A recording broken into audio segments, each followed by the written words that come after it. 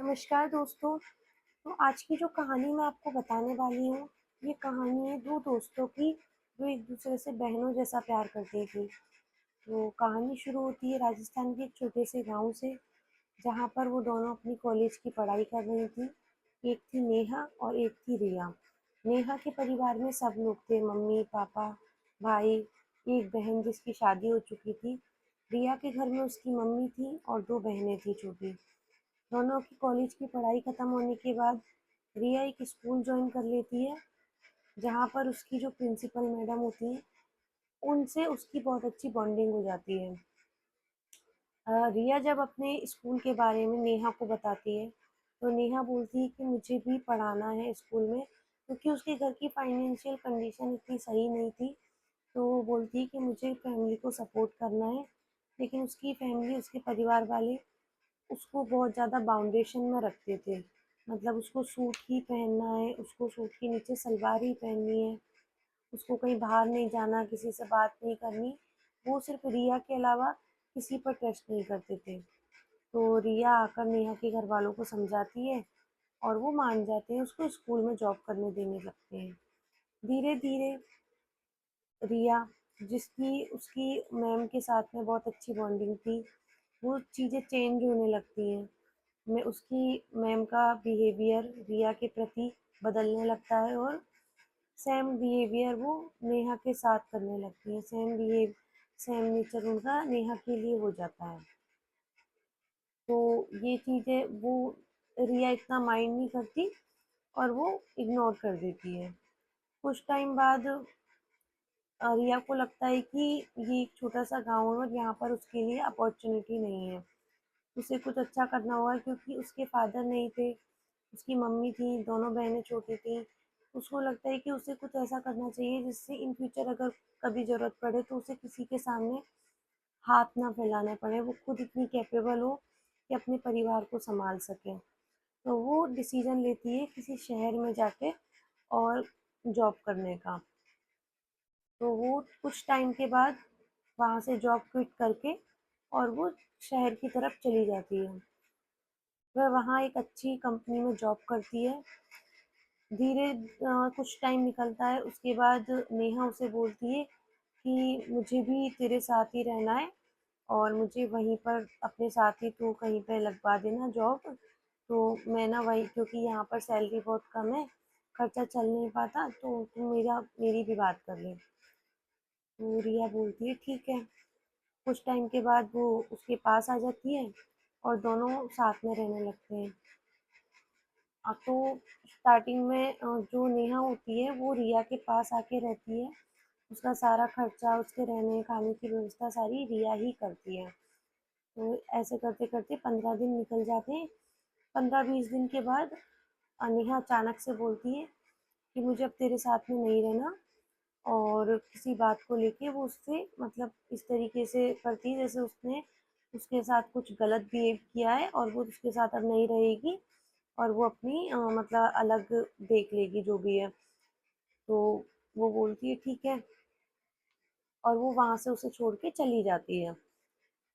उसके बाद रिया नेहा को काफ़ी बार कांटेक्ट करने की कोशिश भी करती है कि क्या हुआ, तू कहाँ पर है? बट उसका कुछ भी अता पता नहीं रहता है, क्योंकि नेहा रिया को सब जगह से ब्लॉक कर देती है। उससे सारे social media platform, WhatsApp call, सब पे वो उसे ब्लॉक कर चुकी होती है। तो कुछ टाइम बाद पता चलता है कि जो नेहा थी वो किसी लड़के के साथ में रह रही है, लिव इन में, और उसने अपनी फैमिली वगैरह से भी बात करना बंद कर दिया है। तो उसके घर वाले उसको, रिया को कॉल करते हैं कि तेरे से बात होती है क्या, क्योंकि वो हम लोगों का फ़ोन नहीं उठा रही, और वो बोल रही थी कि तूने उसको ना धोखा दिया है, तूने उसके साथ कुछ गलत किया है, इसलिए वो तेरे से बात नहीं कर रही है। तो ये सारी बातें रिया को, लेकिन वो रिया उसको कुछ, उसके घर वालों को मतलब मम्मी पापा को कुछ नहीं बोलती, क्योंकि उसे लगता है कि ठीक है, मैं ही तो बुरी बन रही हूँ, कम से कम फैमिली से तो रिलेशन ख़राब ना हो मेरी वजह से या किसी भी रीज़न से। तो वो चुप रहती है। कुछ साल निकल जाते हैं, तो उनकी कोई कॉमन फ्रेंड होती है रिया की, उससे बात होती है और बात बातों में पता चलता है कि नेहा के फादर एक्सपायर हो गए।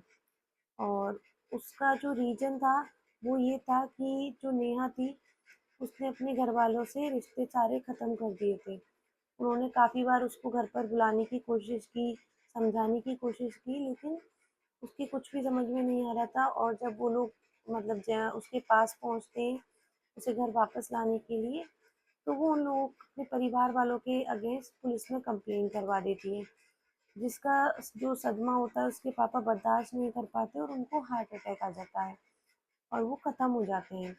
और नेहा, जो कॉमन फ्रेंड थी, उसने बताया कि नेहा उस टाइम पे उसके पापा जब एक्सपायर हुए तो वो 3 दिन के लिए अपने घर पे जाती है।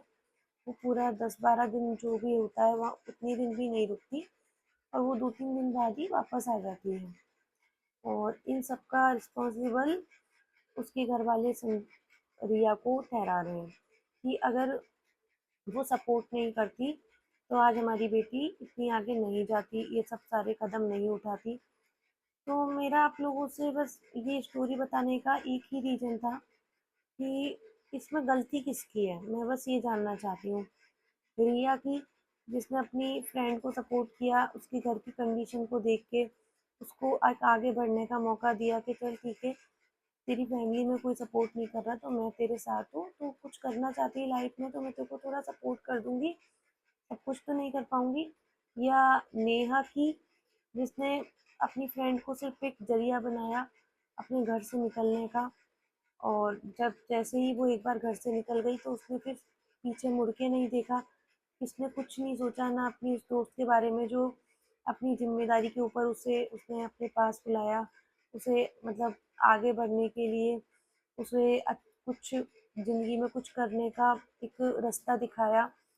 या फिर उस मतलब मैं बस इतना ही जानना चाहती हूँ कि गलती किसकी है, क्योंकि इंसान के पास ना दो रास्ते होते हैं।